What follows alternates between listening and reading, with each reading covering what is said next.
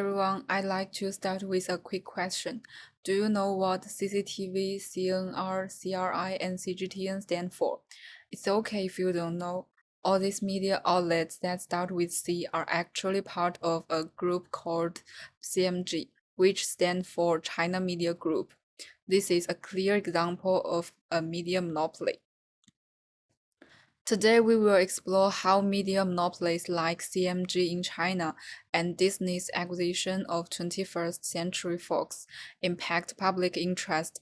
Using Michel Foucault's theories of power, we will analyze how these large companies control the flow of information and shape public opinion, and what this means for the diversity and independence of news we rely on. We will talk about this question from these three parts. Michel Foucault was a big name in modern philosophy and social theory. Born in 1926 and passing by in 1984, he explored many important areas like psychiatry, medicine, the prison system, and sexuality. His main theory looked at how power, knowledge, and discourse are interconnected. Foucault studied how power works in society's institutions and how it shapes and is shaped by knowledge.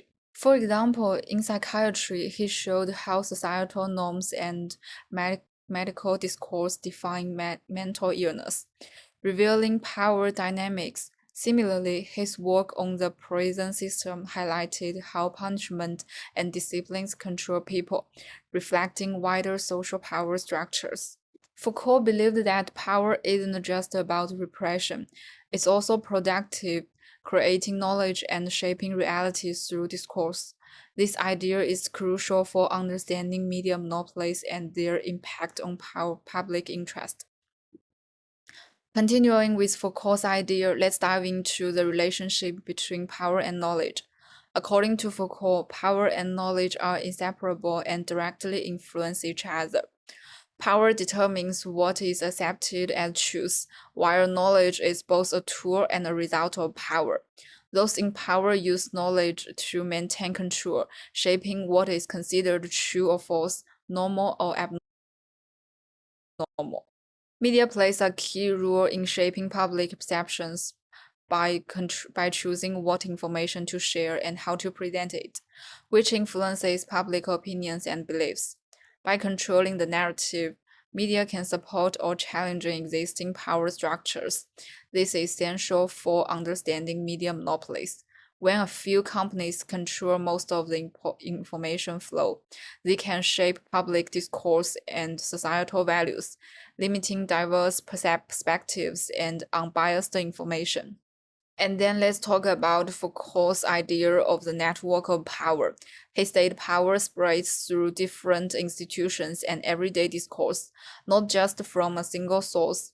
Power is everywhere in schools, hospitals, and media organizations, shaping our thoughts, behaviors, and interactions.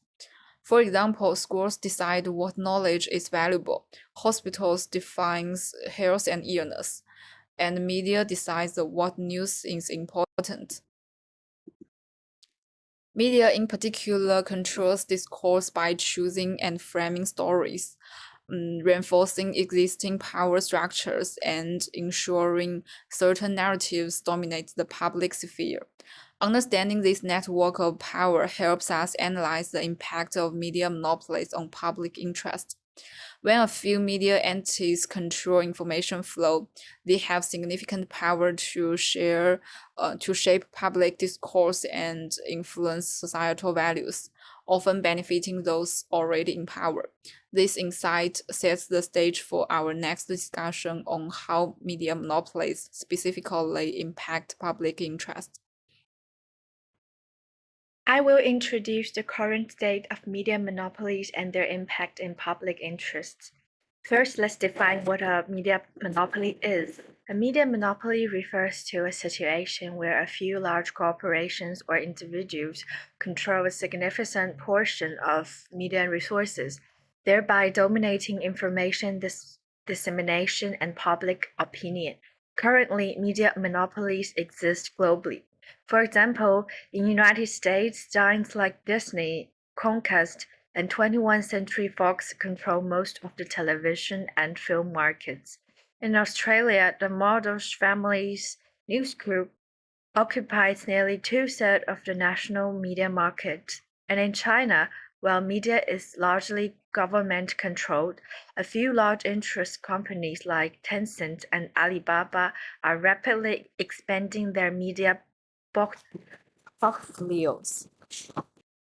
To better understand the current state of media monopolies, let's look at some data and charts. First, regarding market share. According to 2023 statistics, the top 5 global media companies account for nearly 60% of the global media market share. Disney leads with 15%, followed by Comcast with 13%. This indicates a high concentration of media resources among a few companies. Additionally, these companies dominate not only traditional media, but also rapidly expand their influence in emerging digital media markets. For instance, Netflix and Amazon's market share in streaming service is steadily increasing. Now let's discuss the profound impacts media monopolies have on public interest, primarily in two areas. First, let's talk about information control. Monopolistic media can control information available to the public through selective reporting and editing. For instance, in certain political events, monopolistic media might favor specific point of view while ignoring or distorting others. This control over information leads to a lack of diversity in perspective, making it difficult for the public to obtain comprehensive, objective information, thus affecting their judgment and decision making. Secondly, we have discursive power. Monopolistic media not only controls information flow, but also maintains existing power structures by controlling discourse. They can shape public opinions and attitudes by creating and disseminating specific narratives, thereby influencing political and social agenda.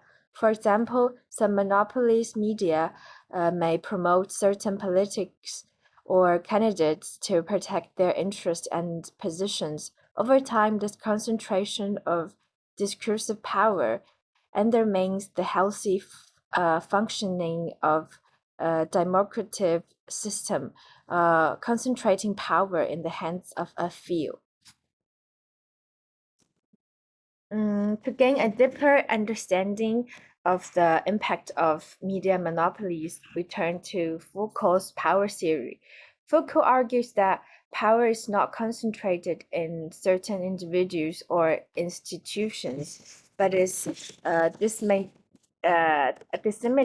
throughout throughout society via various systems. Media is considered a very important way power operates in Foucault's theory.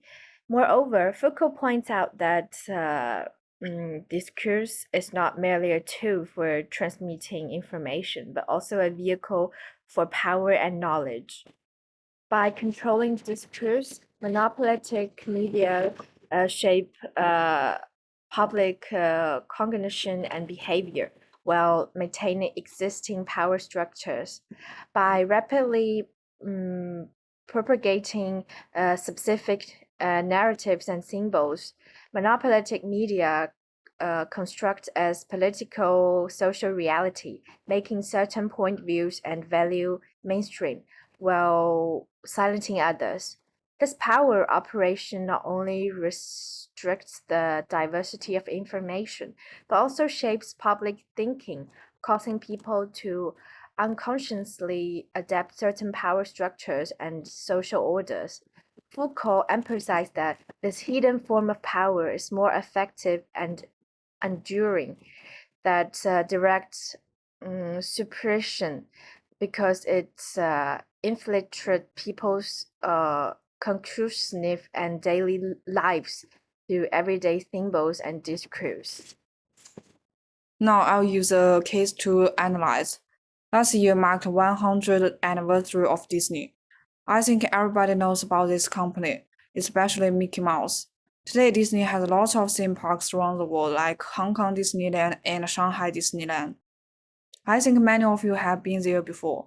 Also, Disney owns subsidiaries like Pixar Animation Studios, known for creating characters such as Lotso and the Alien, and Marvel Studio, the force behind the Iron Man and Spider-Man superhero universes.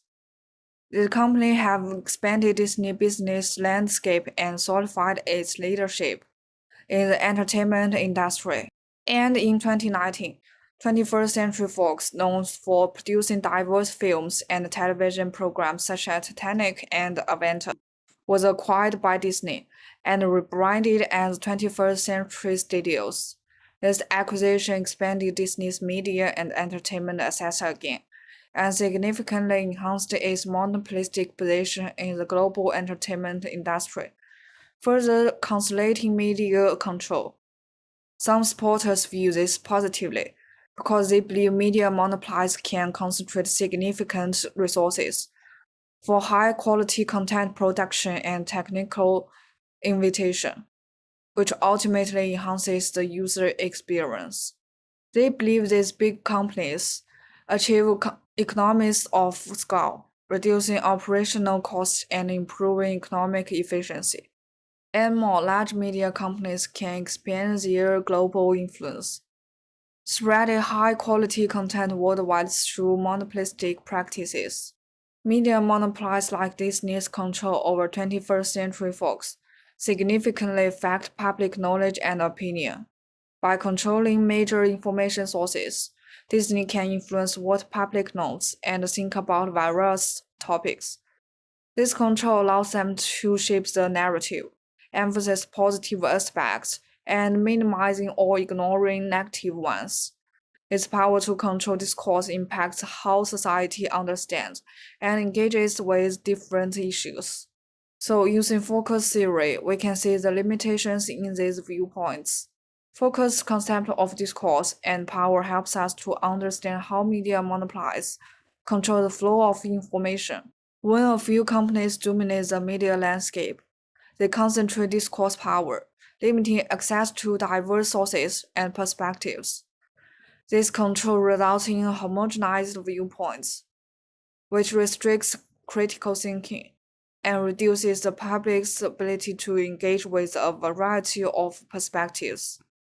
Media monopolies control discourse, influencing public knowledge and opinion. This control creates an imbalance of discourse power, limiting information diversity and critical thinking. Thank you for listening.